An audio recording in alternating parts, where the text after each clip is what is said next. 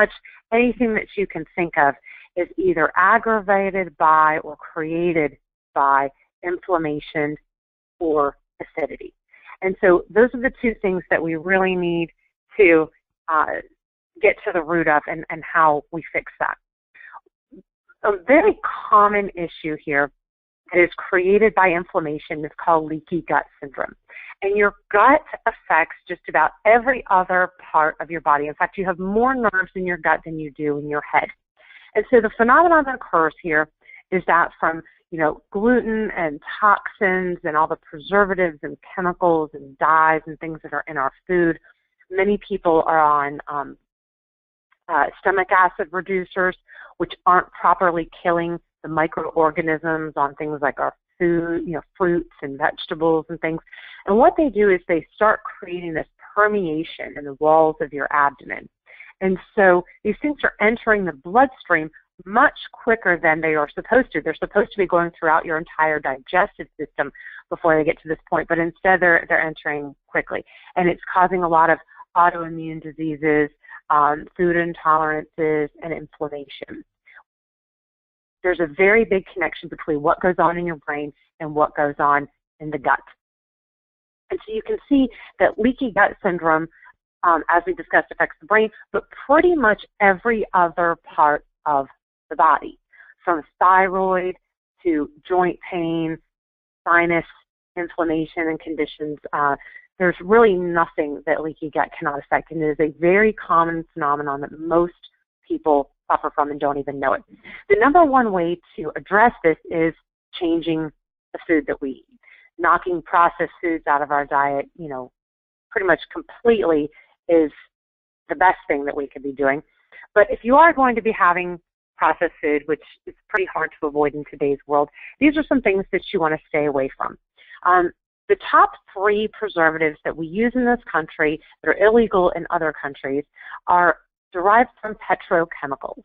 And when I say petrochemicals, I do mean petroleum. It's the same thing that they make gasoline and kerosene with, which is pretty frightening. You can imagine why we're all getting sick.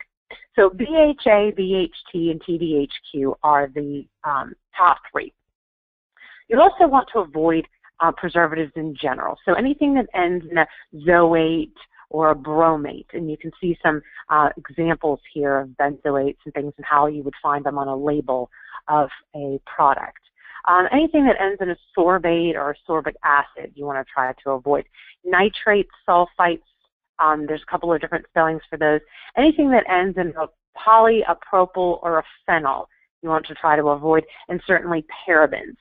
Parabens are not as commonly found really in food as they are in cosmetic products, but they have recently discovered in breast cancer tissue parabens being present.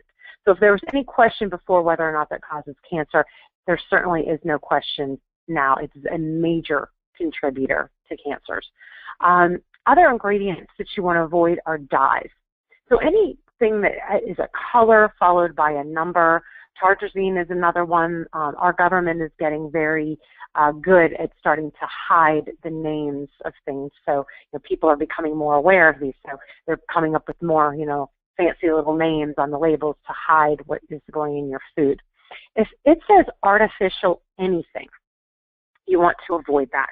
Artificial means it's fake. It means it's not real food. It's basically what your government considers your warning that it can contain absolutely anything under the sun. Even natural flavor you want to try to avoid because it's still very obtuse. You don't know what it is. Artificial sweeteners, we were talking about leaky gut syndrome. This is probably the number 1 contributor to leaky gut syndrome.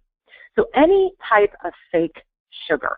Anytime you see a product that says sugar-free, it probably contains one of these most likely. And Truvia probably being the most controversial. People think that it's, basically the same thing as stevia. It is not. Okay, so you want to avoid any of these. So, well, what can I have? Let me give you some safer sweeteners. Okay, so agave is a great sweetener. It comes from a cactus plant, very natural. Honey. Stevia itself does come from a leaf, so if you're getting just plain old organic, straight up stevia, that's not bad. Xylitol is a natural sugar alcohol that's okay. And sugar in general you want to try to avoid, but if you're going to have sugar, you definitely want to have it in the raw. You don't want to have it bleached and, massively processed. So these are, you can sweeten your food, but you're much better making things at home, sweetening it yourself, or looking for things that are already sweetened with one of